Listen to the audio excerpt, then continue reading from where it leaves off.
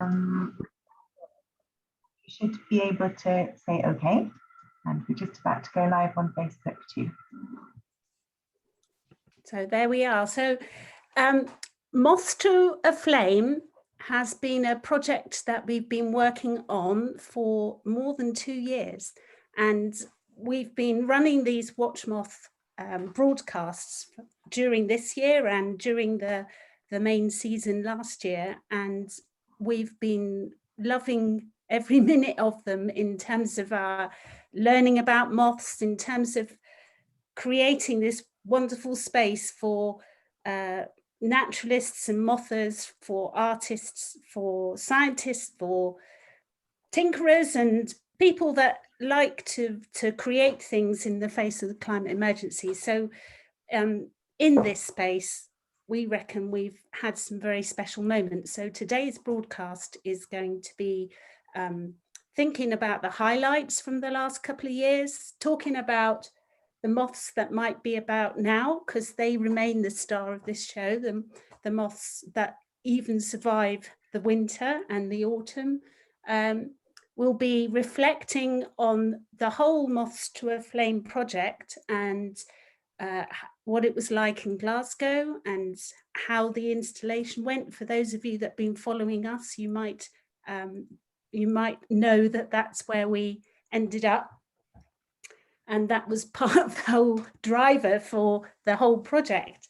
And I think perhaps before I go further, I should also talk about the funders. That Moths to a Flame, this big mass participation artwork, has been funded by the Arts Council.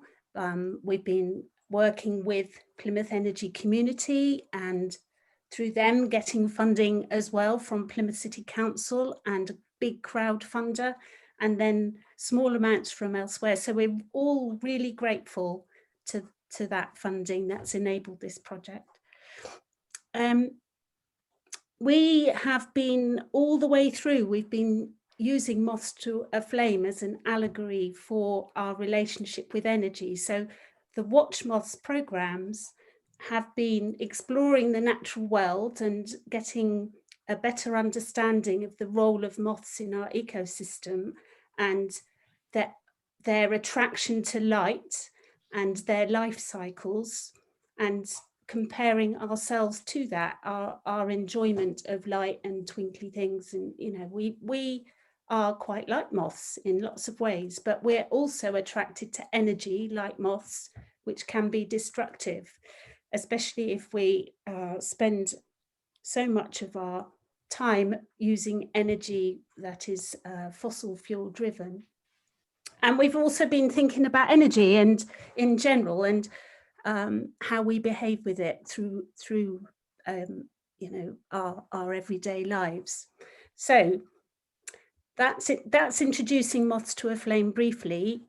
I think what we're also going to do is encourage anybody to use the chat function to introduce themselves, to say hi to others, to some of you who've been here for many months might have a highlight yourself. You might want to share that.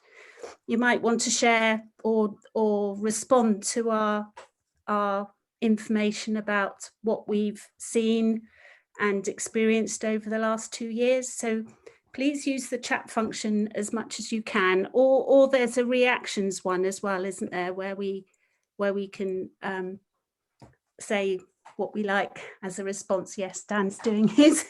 That's brilliant. So I think perhaps, shall we start, Chloe, and go to the first person on our list? We should. Who is the first person? The first person on our list is Sarah Shuttleworth, and Sarah has been a stalwart. She's been supporting Moths to a Flame for a long while now and has turned up as a mother. When did you first come along? About a year ago, didn't you, Sarah? Yes, about a year ago, yeah. Yeah. And is the Mighty Moth Girl on Twitter. and Instagram. So if you want to follow some of the finds that Sarah finds, that's the place to go as well, isn't it? Yes, Yeah. Although haven't been able to do many moths recently, which is No. partly because of a new job, but yeah. Yeah. So Sarah, what have you got? Well, so thanks, Naomi. So I did intend to show everyone some wonderful actual live wintry moths, but unfortunately, despite having tried my more sort of eco-friendly trap last night, all night, there was absolutely nothing in the trap. So I got my rather energy thirsty trap out for this evening because it's a lot brighter just to see. But I have been out to check that. I will go out one more time before we close just to check. But unfortunately, there's been nothing at all either. Moths don't like it when it's really, really windy. They don't like the rain much, although mizzle's fine. And they don't like it when it's really cold. So there are moths that obviously you can find all through the winter.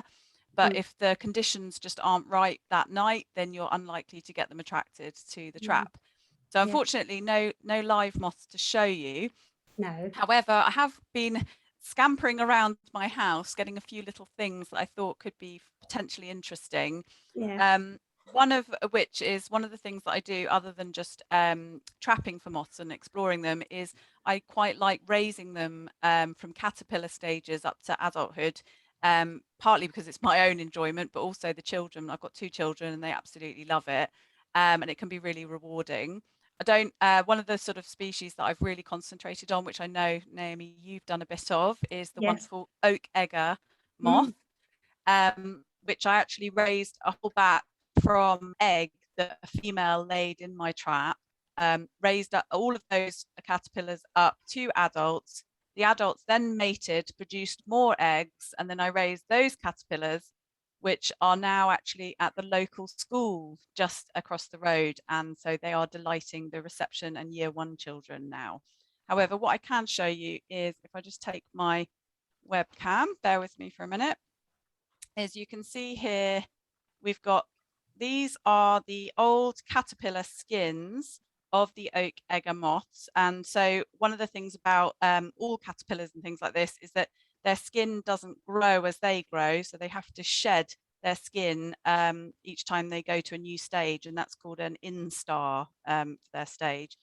These are actually the old cocoons of the oak eggers, which the reason it's called an oak egger is that it's meant to look, this bit is meant to look a bit like an acorn of an oak tree. So the larvae actually don't feed on oak at all. I've been feeding them on brambles. So, and then in theory, then the adults, you've got the male and the female here, are rather spectacular, large beasts and very fluffy and beautiful. The only other things I've got here are some cocoons. We've got a Limehawk moth cocoon and some other cocoons here, and a pale tussock moth. And I collect these things and then display them. We've got some sort of dragonfly things and everything as well. And over here, Sarah, I'm just going to ask about those cocoons. Yeah. So what are they actually made of? What sort of material?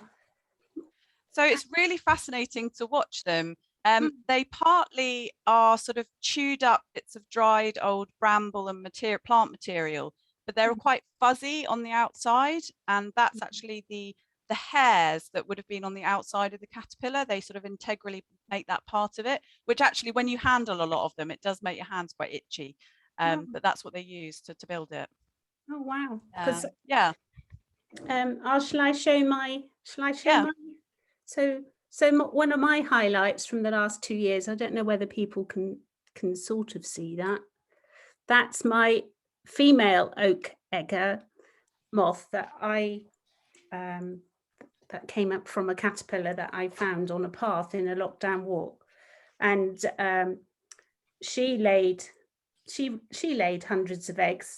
I saw her mating with a male moth, and then they turned into lots of little caterpillars like you, but I wasn't as good at keeping hold of the caterpillars because I put them in a sleeve in the hedge. Oh yeah. And they all they all disappeared. I don't know whether, John, did you No, mine disappeared as well. I don't know why, because I was out this afternoon. I actually found two Okega caterpillars sat on some blackthorn twigs just in the open, like we had them in the sleeve.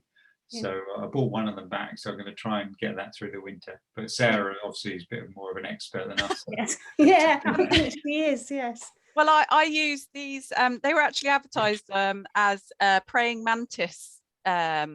I don't know, shelters or whatever, and they're glass little jars, and they've got a little flip lid that's obviously got the holes in, and they just make perfect rearing places. And then I just made sure that when they were getting to that dormant stage, I put them in an outbuilding that stayed really cool, but then I could check on them periodically and just put the odd bit of bramble in, because the first time I tried to rear them, they did end up hatching, like emerging as adults in the middle of January, which obviously isn't ideal. Yes. But this time round, I managed to do it successfully again. So yeah, well done. You're better than me. It was my first time, but I think, John, you've got something to learn from Sarah there. Did you keep them? Did you keep them slightly damp in the winter, Sarah, or were they just dry? No, I'd kept them dry, really. I thought about spritzing them, but I didn't feel that I needed to. So yeah, I mean, the ones I've seen outside, just sitting out on a twig out in the rain and wind. So I thought they might need a bit more humidity, but obviously they can survive. So I'll give that a go. Great. And then what else have you got there, Sarah? I interrupted with my. Oh, that's all right. No, so just in the case at the moment, fingers crossed, there will be a Limehawk moth coming out in May next year. However, I'm a little bit dubious, because we tried this last year, and one of the cocoons I was showing in the picture frame was the Limehawk moth cocoon. Yeah. But unfortunately, Limehawk moth did not come out of said cocoon. Instead, it was a very large parasitic wasp, which, yeah, it has its own appeals, I'm sure. And a lovely creature, a spectacular, interesting ecology. But when you're expecting to see your first ever Limehawk moth, it was somewhat of a disappointment. But we shall see next year whether we're in more luck. So yeah, well, good luck with that. And would you say, what would your highlight be over the last year? Not necessarily of Moths to a Flame, but what's been your moth-based highlight, Sarah? Probably getting my new actinic Robinson trap, actually. And although because of COVID and various things, I haven't been able to go out and use it yet out in the field, but the idea is that I've got the battery for it. So next year I'm going to be going and trapping in some more far flung places, heathlands, woodlands, and go and see what else I can find, rather than just in my own garden. So I was really excited to get my new trap, and the fact that it's eco-friendly and doesn't use so much energy. Yeah, brilliant. Thank you. Thanks for coming along on our last Watch Moths, and we're going to keep, I'm enjoying the little chats that are coming up, so keep them going, and we want it to feel a bit celebratory. We've got one or two amazing films for everybody to see, so we're going to feel a little bit partyish as we go through, and in fact the next person that we've got on the show tonight is a chap called Dan. He's in Swansea, and he was one of the mothers that joined in, and ecologists that joined in a year ago, and had some interesting tales to tell. He's at the university, and also tells tales to your students, don't you, Dan? Indeed, I do. I think one of the most amazing things is to be inspired by nature. And I am an ecologist, but I continuously am inspired by new things and new knowledge that comes out. And I think that's one of the most brilliant things about moths, is that they do introduce you to a different world. And I'm very keen that our students learn a little bit about the ecology and the importance of these organisms, and how essential they are, and how influential they have been in culture and art through historic times as well. They still act as a very important symbol for us for transgression between states. So there's still a lot of mythology about them, but I just love the beauty of them, and it's a great pleasure to sort of see them in my garden. So I have actually got a few images of some of the moths I've been looking at over the sort of last year or so. So hopefully it will load. Hopefully you can all see that. Yes. I can see that. Absolutely. Everybody else? Let us know in chat if you can't, but yeah. Not a particularly exciting picture, but just to show you the setup in the garden. I'm very fortunate where I live, overlooking the north coast of Devon. So hello, Gareth. I am sort of directly opposite you and sending the winds and the rain down to you right now, as I say. I'm very fortunate because where I live, there's a huge diversity of different types of habitat and different types of native plant. And my voyage into moths has been driven by, firstly, a passion for bats, and then a great appreciation of botany. And when you combine the two, you start to get interested in moths. So I'm very fortunate to have a number of different types of traps, but tend to run this lovely Robinson trap every Friday as part of the Garden Moth Survey scheme, which some of you may be familiar with, which is a great citizen science project that seeks to gain records from the general public that allow us to continuously monitor these creatures. But I will talk a little bit about that a little bit later on. You know, some of the cracking things that we've had this year locally in Swansea and South Wales, canary-shouldered thorns. This is what you're looking at here, a rather cracking creature. It is common, but it doesn't always turn up in my garden. That's largely because it likes lime trees and alder trees, which I don't really have growing around me. So obviously someone's been doing some good planting, or we're seeing movement of these animals for different areas. I must say, this is my favorite moth. And this is a moth that's actually doing very well and is actually benefiting from the increased temperatures that we're actually seeing at the moment due to climate change. So this is the Scarlet Tiger, as you might know, has a beautiful set of patterns on it and feeds on a variety of different plants such as comfrey, green alkanet, foxglove, and the like. And we're seeing much greater numbers of this particular species now locally. It was just on the edge of its range and is now really pushing forwards into central Wales and up to the northern counties as well. So one of the creatures which is actually benefiting. Contrast that with the garden tiger, for example, and that's actually doing particularly badly now because of climate change. And that's largely because it's adapted to overwinter. And during that overwinter period, it's adapted to cold, freezing conditions. So the warmer temperatures means it's using more energy. It's more influenced by fungal bacterial infections as well. So not all of our wonderful tiger moths are actually doing well. So it's important to recognize that some do well, some are not faring quite so well at the moment. I've been spending a lot of time working at a site that the university manages, which is a SSSI. There's a sand dune system, and these are the Cocoon or six-spot burnet moth, which we often regularly find attached to some of the most amazing grass species you get, which is in sand dunes, so sand couch, marram grass, and places like that. So it's a lovely thing to see. So it's not just looking at the adults, it's looking how these organisms blend into the natural environment. Absolutely cracking things to see, particularly when you see them emerging. This is one of the early thorns. It has 2 generations per year. This is the second generation, a little bit dark in color.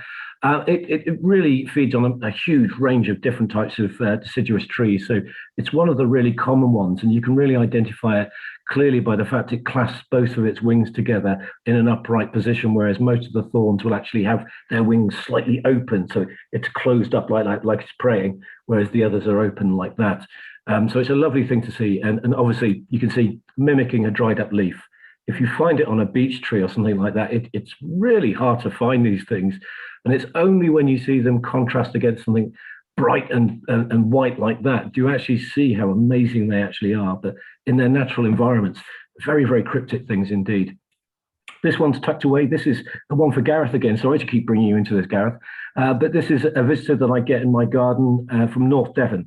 So this is the Alban wainscot, which is a marram grass and couch grass feeder, which is just extending its range, but is very restricted, obviously because of the types of grass and the environment it lives in, which are sand dune systems. There's a huge restoration project in Wales at the moment, looking at connecting sand dune systems. So I'm very much hoping that this and things like the Devonshire wainscot and various other wainscots, which are particularly unique and quite localized in their distribution, start to find a little bit more of a home in South Wales again, which would be a really nice thing to see. Beautiful blood vein here. You might have come across these. Damp woodlands. So I don't often get them in my garden.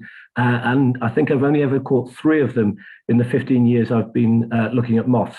So it's a striking thing, as you can see. And I can just spend hours looking at the detail there. And those of you that have USB microscopes and take photographs like that, focusing in at high resolution so you can see the individual scales that are on the wings of these creatures, absolutely remarkable in the way in which they reflect and refract light, depending on the different properties of the scales. This is a migrant that we find in our garden. Everyone finds this one, the silver wine moth. It's a particularly dark one. And it's just to say, you don't need to set lights to find moths.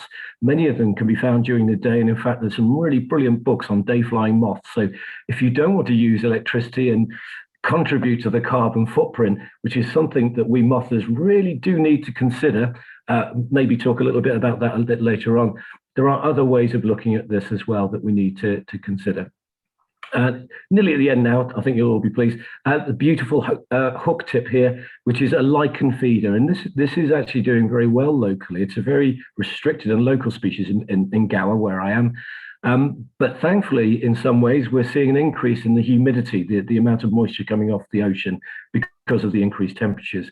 And that's actually leading to an increased growth of lichen on many of our trees. We liken it to, sorry for the pun, we liken it to a rainforest. These environments are actually very important and really important carbon sinks for us. And we don't really consider moss and lichen as an important functional element in the ecosystem. But yet without them, we wouldn't have wonderful things like this beautiful hook tip, nor would we have that carbon secretion that's really stabilized and can be really long lasting. You look at a really old oak in a wet environment and you will see it covered in mosses and lichens. And that's just an amazing habitat in its own right. So I encourage you to go and look at trees, but don't hug them if they've got moss on, because who knows, there might be the larvae of this beautiful creature here. Finally, a really topical one, just to end on. If you're an ecologist or you study zoology, then this is really an important moth, and actually is very pertinent to raise. This is the peppered moth. And the peppered moth is one of the earliest scientific models that looked at something that we call industrial melanism. So there were two forms of peppered moth, a dark form and a white form. And during the Industrial Revolution, due to the amount of soot and particulate matter being expelled by the chimneys everywhere, all the brickwork and everything and all the trees became covered in soot. And that favored the dark form, because you can appreciate by looking at this white form against a dark background, they would be easily picked off by predators. What we have seen is our efforts to clean and reduce the particulate matter, the amount of sulfurous dioxide coming out of our fuel systems. And we've cleaned up the environment. And now the most dominant form is the white form. So that shows that we can change our industrial approaches. We can think differently, and nature can respond positively. Clearly, the threat is much greater than that, but we still have hope. We still have technology, and we still have lots of amazing people working to solve these problems. And I think that's really important to state, because the news we're getting at the moment is very negative. But remember, there's a lot of really positive, really good stuff going on as well. And people are finding solutions and they are being enacted. So I think really that's a good message to spread far and wide if you can. And I'll shut up now. No, that's a lovely way to end though, Dan. We're in the Art and Energy Collective. We've got a new little saying. I can't remember all of it, but it does end up that we try and harness hope for a better future. That Moths to a Flame as a project overall has been a very positive and hopeful one, and enabling people to take action. So we love that message of hope at the end. Now there is Jenny with us now, Chloe? Oh, she is. Brilliant. So Jenny is up next. Just telling us a bit about the Glasgow experience that we had. She's got a few pictures to show you. Yeah, sorry about that. All right, let me share my screen as well.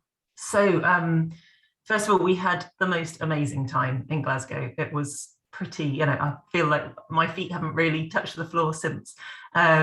Exhausting, invigorating, optimistic and at times exhausting and feeling a bit down about things when you look at some of the headlines, but really it was an amazing experience. Glasgow was such a friendly city to spend some time in. So these photos here are from our install. I was looking through today through on our OneDrive folders trying to pick some out, and as I say, it was just such an amazing experience. Let me pop that down because I think it's probably blocking the screen slightly. So we started off our trip to Glasgow by visiting the Scottish Mask and Puppet Centre, where Sarah and Malcolm made us so incredibly welcome. They were our kind of home base, as it were. And we didn't actually spend that much time there, but they were so helpful and welcoming in terms of being that support network behind us. This is Ellie in the middle here, who joined the team. And then we've got Gareth, who's in the audience, who came along with us from Devon as well to help install, and some other familiar faces in there. The install, the Botanic Gardens were quite an amazing place to kind of get around the logistics with the damp, the size of the building, and Naomi had been along, of course, beforehand and tried to explain this to us, but for the rest of the team, it was the first time that we'd actually been into the building, and it was incredible to try and install in. But we worked our way around it and found solutions for everything from bin bags for preparing and protecting the floor where it was wet and we were putting cardboard boxings down, through to the main tools for our install were paper clips, large paper clips, litter pickers. We ended up with a 6-foot and an 8-foot litter picker because it was the best way to be able to reach up to these high frames here, and a couple of platforms. You can see Chloe up there on the platform. So the install took 5 of us 5 days to install a lot of moths in the Botanic Gardens. Let's move on. And then, of course, once we had installed, in fact, before we'd even finished the install, we were already getting a huge number of visitors. Chloe and I hung the first strand of moths, and a young man and a young boy and his mum walked around, and he said, Mum, that's my moth. And that was amazing. That very first strand of moths that we hung, we already had somebody saying, that's my moth, that's my message to world leaders, I'm part of this project. And that was just such a magic moment for realizing what we'd done, how special that was. So we had everybody from, this isn't the young man that I'm talking about, but we had lots of local kiddies coming in with their parents and their grandparents. We also had people from Place Scotland and from local youth organisations who were coming by, who'd been involved. And then we had some other visitors who some people would say were important visitors, but actually everybody was important. So we had Mary McCallum, who is the Scottish Minister for Environment, Biodiversity and Land Reform. And we also had Barbara Pompili, who's the French Minister for the Ecological Transition. So we had all sorts of people coming through, and lots of people with COP tags who didn't particularly come and say, I am such and such a person, but the conversations were fantastic.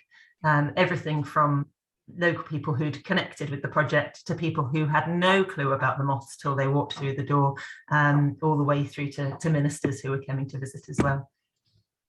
Then we had one particularly exciting and will really stick in my mind as a special evening, where the botanic stuff, we had this event in the grounds called Glasgow, which was taking over the grounds. So we had to be off site by 5 o'clock every day, except for 2 days. And on one of those days, the staff at the Botanic Gardens, who we might come on to in a little bit because they were equally amazing and so wonderful, but they locked us into the Kibble Palace for 2 hours in the evening with wine and nibbles and UV torches. So this is one of the few evenings where the grounds weren't illuminated with multicoloured lights, but we illuminated the Kibble Palace with our UV torches, and that again was so surreal and yet so special and so beautiful. Then we had the audio elements. So we've said before, I think, about the vessels that we made over 3 days in Plymouth with various members of the collective who came and joined us at Flameworks Studios in Plymouth. And Ellie came along, I have to say, I was really focused on the moths. I hadn't thought too much about the audio or about the vessels. And Ellie came and she nestled these vessels into the most beautiful spots that were very appropriate next to the plants that they were in. And then in each of those, of course, there were speakers with poetry and with messages of hope being played through them, and it really made you stop and think. Every time, in particular in the main range, which was the big rectangular glass houses, that's kind of a series of rectangles, and as you walked through, each time I would hear different messages. Sometimes I would hear the same ones, but actually they sounded different each time you listened to them, and some really poignant, beautiful messages in there. And then the kind of logistics of that sound in a damp environment. This is back in our chalet where we were staying on the outskirts of Glasgow. So every 2 or 3 days, we'd have to plug in all these little speakers, but we were taking them out each day because of the wet in the glass houses. We had to bring them home. And then with our kind of art and energy hats on and looking everything through an energy lens, we really were when we went up, because we went all the way up in the electric van. Sorry, dog's trying to get on my lap. She wants to join in. And so the whole time we had our eyes open for Charge Place Scotland charge points, the majority of which were free to charge, which is just amazing. And so we were popping in and out of town in the electric van, also using the subways and the trains and the buses. And then Naomi and I had a few days where we went off exploring on these Brompton bicycles. It's my first time ever on a Brompton, and I have to say I rather fell in love with them. It was a fantastic way to explore Glasgow and go and get lost in a good way, you know, all sorts of things around every corner. And on that kind of note, this is Gemma from Peck down here with holding the moth with me. So this was the moth that was made by Southeast London Community Energy, and we took that out, Naomi, Gemma and I, on the Friday for the Fridays for the Future March, which was just, it was invigorating in the positivity, but also the real people power, call for action. And Naomi went out again on the Saturday. Unfortunately, it was a bit too soggy on the Saturday for the moth, but we got a lot of attention with the moth, so that was quite exciting. But also, again, the range of messages on people's placards, many using humour to really bring about that message. And then over here, up above us, here on the picture, there's some text which was created by our friends who are from Still Moving, an organisation, another arts organisation from down in Devon and Cornwall, and their signage was popping up all over the place. So there was a lot of creative engagement around COP as well. And I'm going to pass over to Naomi to just talk about these other pictures.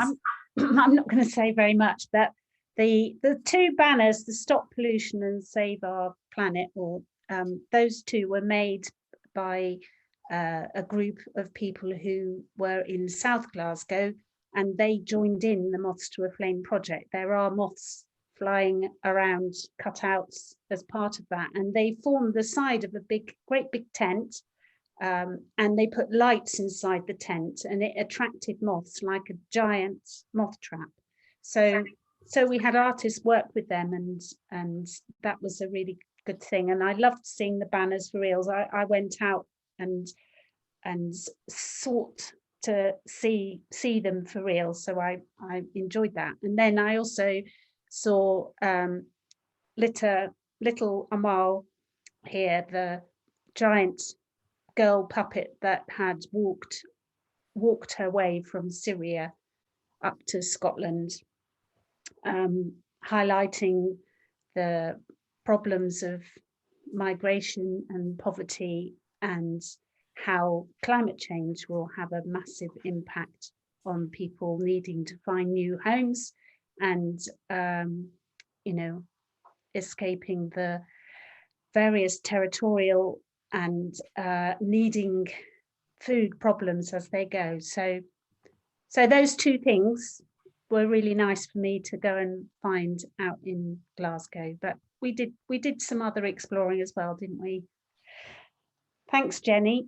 Thanks. So hopefully everybody here's got a bit of an idea of what it looked like. But we do actually have next a film which covers the whole project, and it's just us beginning to see what we need to say to represent that whole with everything woven in. So I hope you enjoy it.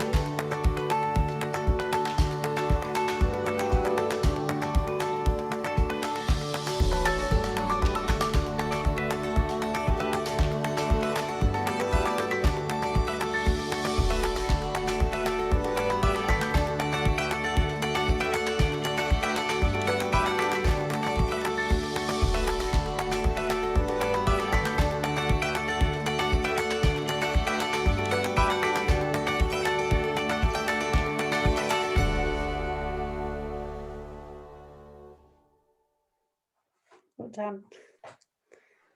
We hope you enjoyed that as a summary of the project and as a celebration as well. So from that, we move on to the UK tour, which was there were 10 mostly community energy projects that took part in their own interpretation of Moths to a Flame. And we supported them a little bit, but basically they did their own thing.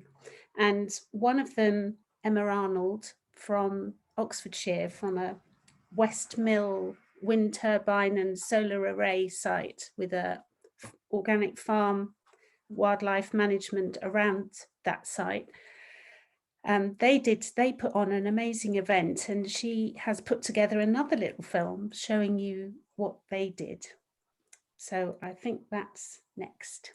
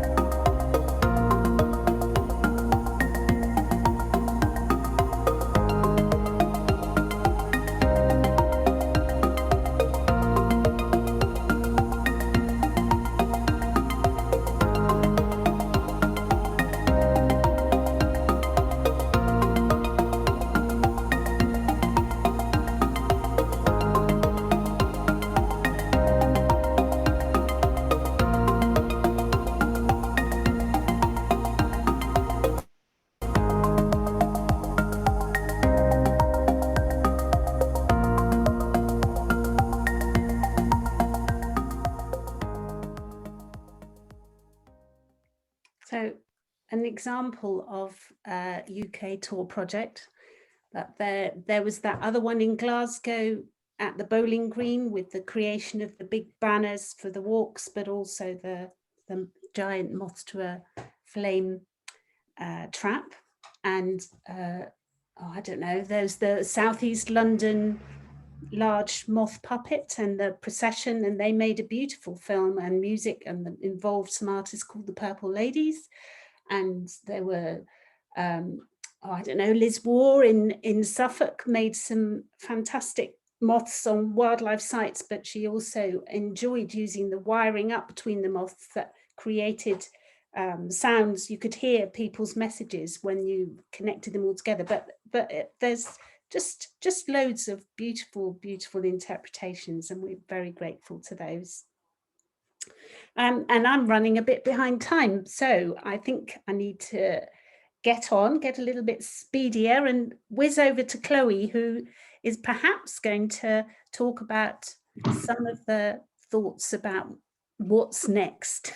Maybe we can open it up as a bigger chat, but I'm feeling so emotional, Naomi. I'm just revisiting all of this special project. It's making me feel a bit emotional. Just taking all of those moths and stringing them up, all of those hopes that people have for the future, and taking them to COP. You know, each one of those moths that was sent without a person was a bit of carbon that was saved. You know, so many people really wanted to be at COP and to have their voice heard. And I think being at COP was quite, for me, it's kind of like a line drawn in the sand, really. I think, you know, there were a lot of people who wanted to call for action, and some of the messages that have come out of COP are, you know, some of us would have wanted more, some of us are pleased that there are some commitments that have been made, but now really a lot of the real work starts. And I'm going to ask if I can share my screen, because I've got something to share, and I think I might not be a co-host at the moment, so hang on just a second. Here we go, sharing my screen. So this, I know this is a bit wordy, and you don't have to read all of it at all. I'm going to read it to you, so don't worry about it. Don't worry about reading it. But basically, UK Gov is now saying that we must reduce our carbon emissions by 68% by 2030 from 1990 levels. So that's slightly lower levels than where we're at now. And that's in order for us to stay on track for a 1.5 degree increase in global heating. And that means that we've got 8 years left to make a difference, to change for good. And what that says to me is that those who can act to reduce carbon emissions really must be acting to reduce carbon emissions. That for me at COP was the main message, is that now is really the time for all of us who have an interest in responding to the climate emergency to really be ramping up what we do. And according to the Climate Change Committee, over 50% of changes that are needed are changes in behaviour, and that's changes in our culture, changes in the way that we do things. And yes, we do have that target. We've got those ambitions that we need to fulfill in order to prevent anything higher than a 1.5 degree increase. And that's good, but I still feel, and I'm sure that most of us feel, that we need more good leadership. We need better leadership. And we need lots more people getting involved and collaborating. And so it kind of makes me feel really proud to be connected with what community energy groups are doing, because community energy groups are doing really meaningful things in reducing carbon by generating local green energy and helping us to be more energy efficient, to insulate our homes better, and also to respond to fuel poverty. There's things that we really need to be happening. And you know, there is this thing for artists now that if the art that we make is either going to be making the problem worse, or it's going to be making the problem better. It's going to be dealing with the problem. And that's why I feel so proud of everyone who's been involved in this project. This project has done something real to bring people together, to have conversations about energy and start thinking about what we might all do together. So I'm feeling like we've got a lot of energy for us. Now, one of the things that we encountered in this project was some eco-anxiety and some disengagement, and actually all the things that we did helped people feel connected. People who didn't think that they could have a voice suddenly found that they did have a voice, and I think that that's something that we can take heart from in the way that we've done this in participatory art, in art that allows people to join in and doesn't exclude anyone. I think that if I'm looking to the future, I'm looking to a future where we find better ways of doing what we do by helping people join in and give each other a chance. So we've been trying to figure out what we've learned from this whole process. It's been a big, 2-year process. And, we're only a few days back from probably the most enormous challenge of our lives. And we've started trying to put together this draft manifesto. What is it about what we do that makes it special? What is it about what we're doing that really helps to make a difference? I think we're trying to make artworks that bring people together and that help people have the resources that they need to respond to the climate emergency themselves, to overcome some of the challenges of what we're faced with. And so this is a bit of a draft manifesto. We're trying to connect people to nature, trying to put nature at the heart of what we do. And you can see that with the moths. We're trying to bring people together. We're trying to celebrate what people are doing well. And there's a lot of people doing a lot of great things. And we're really proud to have been able to work with those people. We're trying to give people ways to be involved creatively, to test and experiment and try things out and to have fun, to really have fun. I think bringing joy into the climate emergency response is really something that we've learned is essential if we're going to have enough energy to keep going. And also to find the poetry and the beauty in that. This beautiful future that we're going to move into, where we have sorted out what we need to, where we've reduced our carbon, it's going to be a good future. It's going to be one that is better than where we're at now. And I think that finding the poetry in that, sharing the poetry of that is exciting. And I think, one of the things that I'm feeling now is that being an artist is a climate change job. It's a job that is about responding to the climate emergency. I think that that's a really exciting thing that I would say that I've got out of being part of this project. I think that that's the thing that I take home from COP, is that we are all climate change artists. We're all figuring out how to be creative and do something in response to the situation that we're in.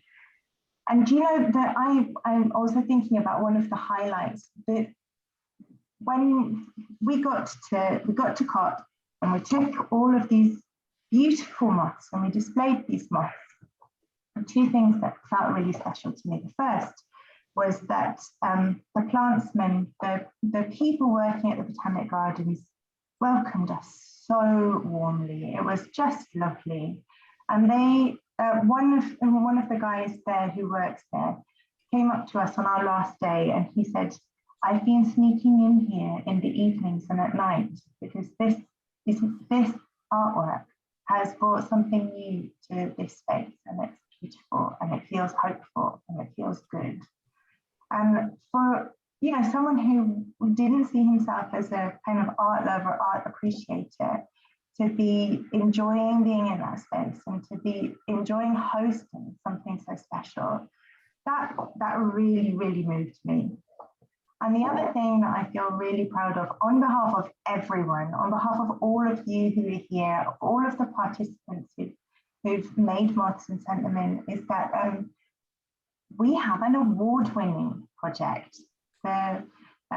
We won the Sustainability First People's Choice Art Prize for 2021. And for me, that People's Choice Art Prize is really special. That really means something, because that's not about us, that's about all of us. That's not about me and Jenny and Naomi, that's about every single person who's been involved. It's just been the hugest privilege. So thank you, everyone. Yeah, thank you very much, Terry. And I'm sorry to report to everyone that we are actually going to, I think this is the first time this has happened, but we are going to run about 10 minutes late also. So hang on in there, because there are some wonderful elements to come. There's a short film from Simon Bates, who's been a mother all the way through the whole Watch Moths experience from the very beginning. There's Claire from Plymouth Energy Community, and there's also John Walters, who has done a package of highlight films. So we're going to finish with that, with the Moths speaking at the very end. But I think perhaps we'll go to Claire first, to just see how you're doing, Claire, and whether you've had any thoughts post COP26 and being up there with us in Glasgow. It's all a bit emotional, isn't it, Susan? Yeah. I've had lots of thoughts watching this, and lots of thoughts being in COP. What an incredible thing this has been. And the one thing that's occurred to me over and over again tonight is just how joyful it makes you feel, especially when you see the amount of children that were involved in this. So we haven't mentioned much about the schools tonight so far, have we? But there have been so many schools getting involved, and the children have come alive. It's a natural thing for them. That curiosity is natural. The wanting to find out more, to discover, to work out why on earth are we being destructive in these areas makes no sense to them. Of course it makes no sense to them. We've got no other motive. And that's been a massive part, I think, of this. And also I have to say the children's book, which again, you see people's eyes light up as soon as they're handed it. The array of activity that has happened whilst we've been doing this. We started back in 2018, 2019, thinking about ways that we could find out about people, to release creativity, to take what is essentially quite a dry and a dark subject, energy, and our climate future, and turn that into something that is joyful and playful and hopeful and all of those things. And Moths, I would say, has definitely done that, and it's done it at a micro level, at an individual level. So for me now, I garden differently. I don't necessarily rip out my stinging nettles. If I get near a hawthorn or an ash, I'm having a really, really good look at what's around there. I've spotted things I wouldn't have spotted before.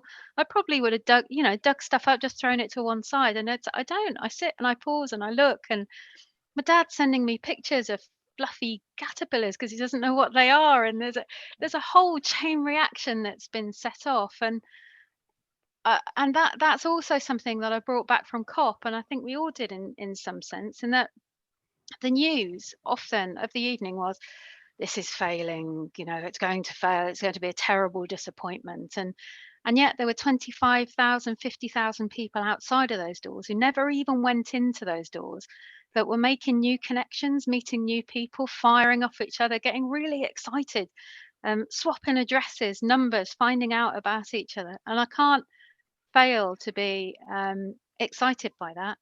So I don't know, what better can you do with your time than things like this, and then meet new people, learn new things, and come away from it feeling a better person, and like there's loads of stuff you want to do next. So it's just a thank you really from Plymouth Energy Community, who went from being a little bit scared and nervous and skeptical, and knowing that the value is in other people's skills, but going, oh, crowdfunder, I've never done that before, that's terrifying, and we're not quite ready because it's coming up to winter and it's really busy and there's lots of people who are struggling, and but just watching it go and 200 events later and 20,000 people represented in a recycled moth in a space that is utterly beautiful, and for it to sit so perfectly and to be surrounded by the thoughts of those people. I mean, it's been massive. It's been fantastic, and thank you so much to all of the people that we've seen regularly and those who've only managed to pop in once or twice. The John and Amy and Dan and Sarah and Gareth and Simon and all of those names that you see pop up time and time again.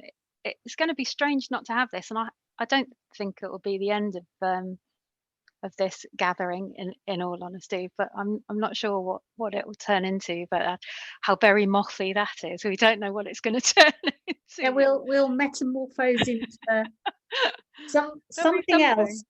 Yes, there'll be something wonderful and beautiful, I think, that comes of it.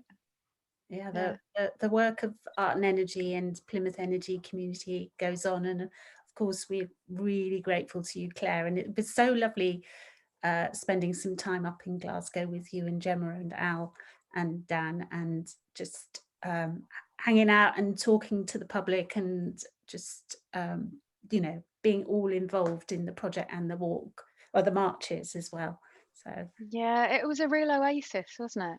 Yeah, there was so much activity happening around it, and even the people coming in with their tags, they got their cult tags on. They were coming for respite, they were coming for calm, they were coming to just take a moment before they went, and they were finding a lot didn't even know it was there. It was very, very unexpected, and they lit up when they saw it and they were walking around it. I thought that it was beautiful, and it was a real honor to be able to escort those 20,000 to that place. I don't think I shall ever forget it. No, nor will I. Thank you then. And we're moving swiftly on to Simon's film, because he made it a couple of days ago, and it's his reflections on the project and his interests. So let's hear him. Hello, it's Simon Bates here, back in my Exeter garden. I'm really sorry I can't be with you live, but I think it's possibly the only Watch Moths that I've missed. It was 2 years ago, 2 summers ago, that Naomi rang me up. I was sat in the garden, it was May, we had that beautiful weather, didn't we? And Naomi said, how do you fancy being part of a live moth watching event? And I thought, yeah, what a good idea. And I've got 3 things to say. And the first thing is, thank you very much for reigniting my passion for moths, because I am somebody that likes diversity, and I tend to get excited about something and then move on. And I'd sort of done that with the moths. So thank you for giving me a reason to get the trap out again and to share my passion for wildlife with the public. So that's the first thing. The second thing is that what you've done is amazing and vital. I have always enjoyed the projects that involve artists, scientists and local community. I think that's where it's at. It leads to advanced learning, excitement, fun, enjoyment, breaking down of barriers, fresh perspectives, and that's what you've achieved here with this project. It is about, as we've seen from COP26, it's about the ground roots, isn't it? That's where the change is going to come. And just recently, in my day job, I work for East End District Council, and just recently a few of us have been through some climate change training, and we've all pledged to make a reduction personally in our emissions and as a team. But what's really exciting is the conversations that are happening, and the fact that people are emailing each other and saying, I'm doing this, what are you doing? Do you know where I can source, for example, as I am, pasture-fed livestock, from local farms? If you're going to eat meat, I do enjoy eating meat. I'm trying to do it. Well, my pledge is to just eat meat only once a week maximum, and to source it from within 10 miles of Exeter and make sure it's only pasture fed. So sort of sharing that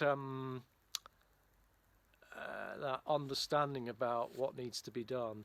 I mean, my personal emissions, which I've calculated as 5 tons of CO2 per annum, and I count myself as someone that's quite green.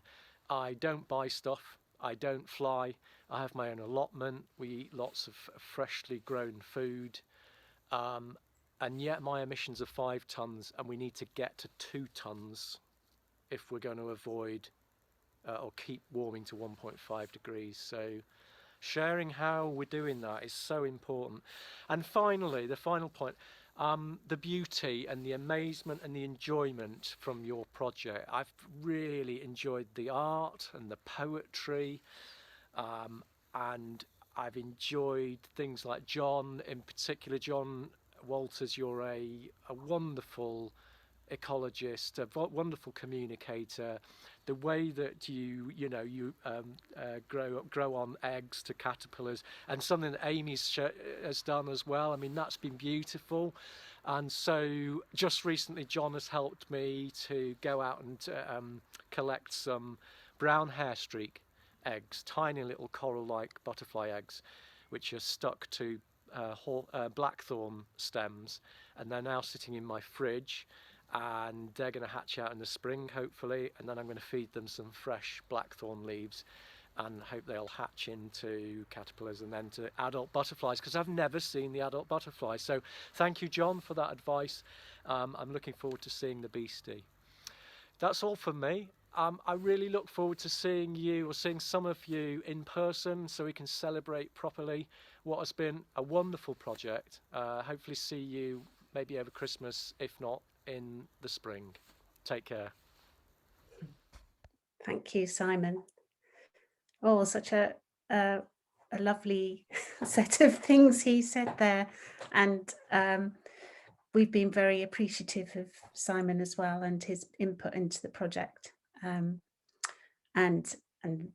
becoming he could be on Spring Watch, couldn't he? And so could John, although John, sometimes your films are on Spring Watch. I have been on Spring Watch, yes. Yeah, so but like appreciated by Simon and all of us, John.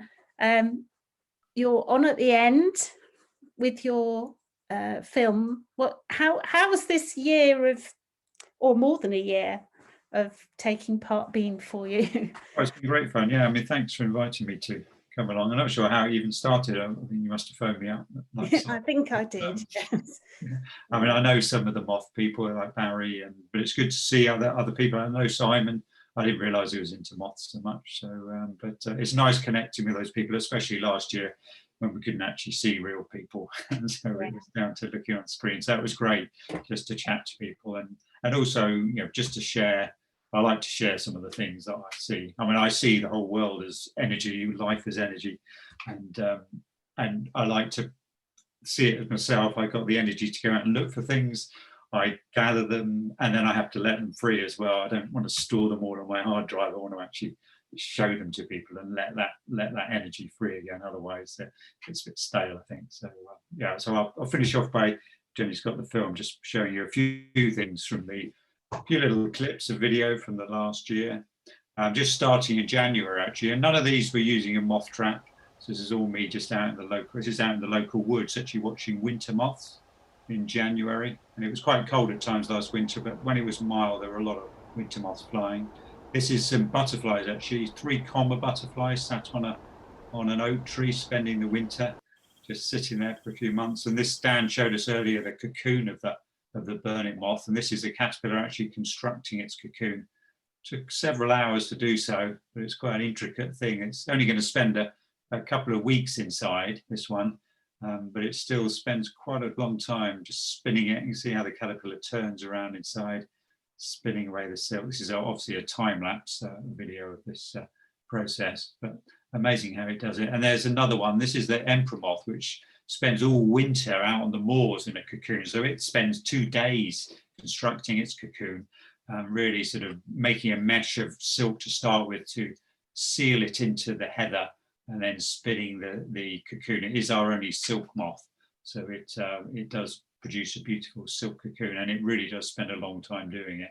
There it is, spinning all together, and that is a really tough cocoon because it's out there tonight, on these sort of nights. So it's got to be tough to survive the pupa inside there right through the winter. And then, like Sarah was saying, it's hatching out these moths and breeding them, and you get to see these special moments. This is one I just happened to see. This eyed hawk moth that just hatched, so I set the camera up and got a time lapse of it expanding those wings, and it never fails to amaze me watching this process as the moth pumps all the fluid into those veins on the wings, and then it goes from something which is sort of not able to fly to a flying creature, which is quite stunning. This is not so nice for the moth. This is a bug which caught a narrow-bordered beehawk moth caterpillar on Dartmoor. And I'm just amazed by this bug. It's a predator, but how it can hold on to the weight of that huge caterpillar with just its tongue, I don't know.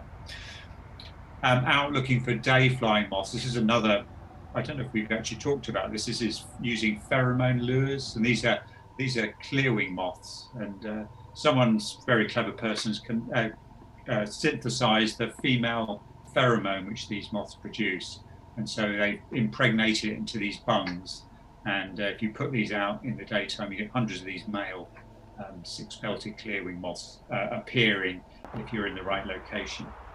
Hiding moths by day, and this is one of the moths we've seen quite a bit at Watch Moths, the angle shades sat out. And I'll just finish by showing, this is the big fluffy moth that Jenny was holding in COP26. It just shows where it comes from. This is a puss moth, and it's a caterpillar builds a wooden cocoon with wood chip and silk. And then this is the magic moment when the moth actually emerges. Quite incredible thing. This moth doesn't feed as an adult. You can see it's got a tiny little tongue there. So it will only live for a few days as an adult. So this is its final moment, really. And this is it forcing its way out of the cocoon. Such an effort for it to do. And it seems to be super fluffy as well. I don't know quite why they are so furry. And they seem to lose quite a lot of their fluff as they come out of the cocoon. So it'll crawl out, haul itself out. It's a massive effort to do so. And then it will climb up a branch, and then again as it expands its wings, and this takes about half an hour or so to do, pumping all this fluid into the veins of the wings, and just seeing how they just slowly expand and fold and crumple, and then within a few minutes suddenly they're fully functional wings. Leaves them out to dry for about half an hour or so, holding them right out flat against its back at sort of right angles to the body. See all the veins just all perfect now.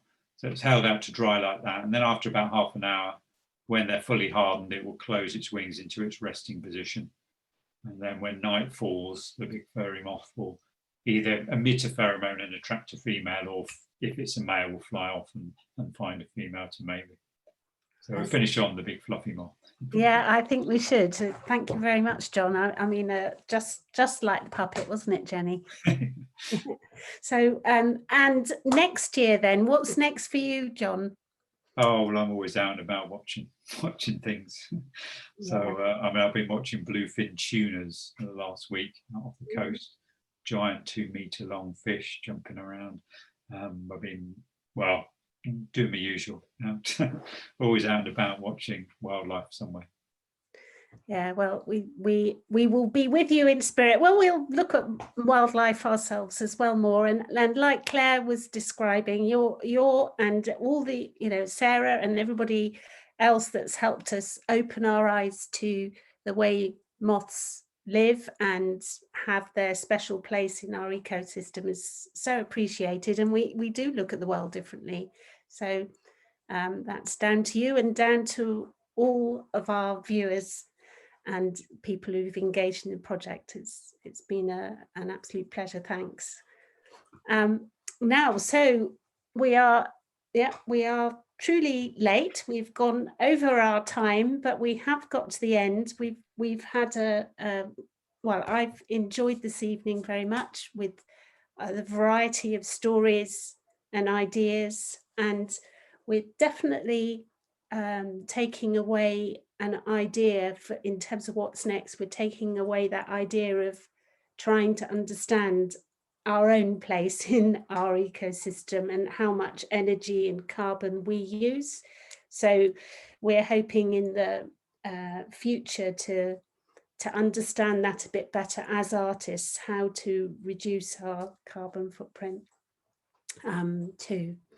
And I'll hand back to Jenny, throw back the thing, and she will finish off traditionally. I'm feeling a bit lost, Naomi, because I always finish by showing you the Moths to Flame website. And actually, I'm going to do that really, really briefly. So this is all going to change over the next couple of months. And as we say, it's a funny stage. It feels like we're building our cocoons and ready to change into something else, and we're not quite sure what. But just under the join in button, I just wanted to remind you that there is still the Moths Whisper. You can still think about energy. You can still create your augmented reality moth by printing off the free colouring sheet, sharing it with people, friends far and wide. It's not just for kiddies, it's for everybody. That's one of the things we've been talking a lot about, is that power of imagination and creativity in terms of thinking of something better and you know, not necessarily better, but different, and you know, imagining and taking that time to do that, to be creative. And then I'm going to skip over to the Real Ideas website, so realideas.org. There's links to this from the events on our webpage as well. Kat might well pop a link in the chat. And the Illuminate Festival is ongoing for another couple of days. When we brought the moths, as it said in the video, when we brought the moths back down from Glasgow, we had a couple of days of recovering, and then we hung, I don't know, about 3,000 of them, I'd say, in Plymouth for Illuminate Festival. So there are some in the cafe area at Ocean Studios, which you can either go and see during the day and have a cup of tea or coffee or whatever in the cafe, or you can book your free tickets for the evening to go and see them in the dark. But what I was going to show you was at Market Hall, which is the new facility in Plymouth, which has this amazing 360 dome. And all the way down here, where am I? On Sunday, I want to look for Sunday. So Sunday, we've got this general admission to the Market Hall and Moths to a Flame. And there's we're doing a little talk a little very informal talk on this Sunday at 4 o'clock. You can come into the Market Hall and have a go at colouring in your moth, and then they all come to life in the Market Hall. They scan them in, and so all of your moths will be flying together within the dome. And come and have a chat with us. Chloe, Naomi, Kat and I will be there. Just very happy to talk to anybody who'd like to come along and hear more about the project or share their ideas or their experiences. So we'll make sure that link goes into the chat.